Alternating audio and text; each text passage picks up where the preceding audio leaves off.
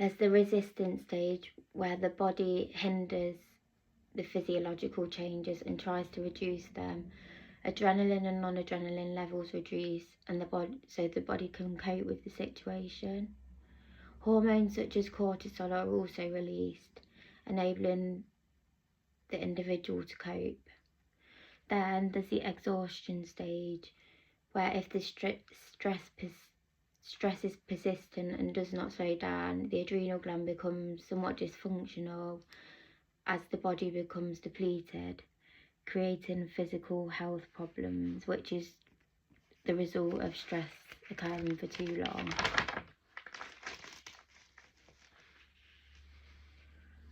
There's many psychological responses to stress. In the moments of eustress, the body generally has minimal disruption, which is a positive type of stress, giving a person motivation and a sense of achievement as they strive towards a goal. In most cases of distress, this can have adverse effects on the psychological health of an individual, as well as physical symptoms such as headaches and nausea. Many emotional problems can be created. This is often what the individual perceives as more than they can cope with. And they may become unable to cope as a result.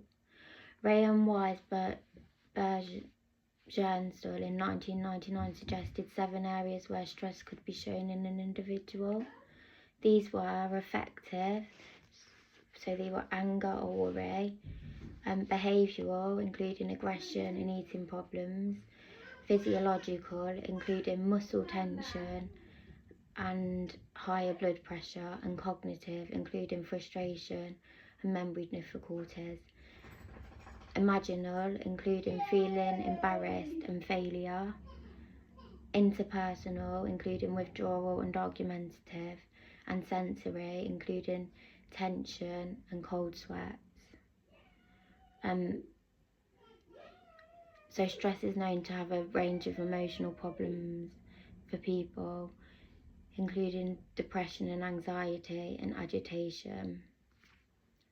This is often caused by the sympathetic nervous system, which increases symptoms, which creates symptoms of stress, and then the parasympathetic nervous system will be responsible for slowing these states of the body down. For example, the sympathetic nervous system will elevate heart rate, whilst the parasympathetic nervous system will reduce it. Now, research into stress. Oh, God. Long-term stressors cause many known problems psychologically that have caused a knock-on effect to one's physical state, and there is much research into this. According to Cohen, there are 2 possible outcomes of stress. One's behavioural and one's physiological. Behavioural includes poor sleep, no exercise, poor diet, etc. And physiological includes which is when endocrine systems react and create the release of hormones that affect biological systems.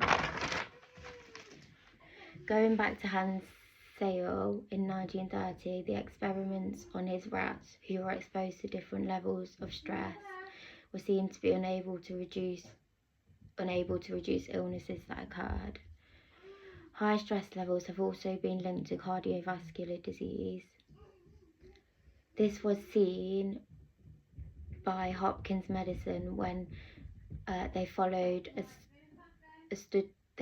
participants over 18 years. They said that women going through divorces had a rise in heart attack risk that was similar to that of a smoker or a person with diabetes. However, other research has highlighted that behavioural changes such as poor diet and lack of exercise can actually be the foundations of heart disease, which people often resort to because of stress.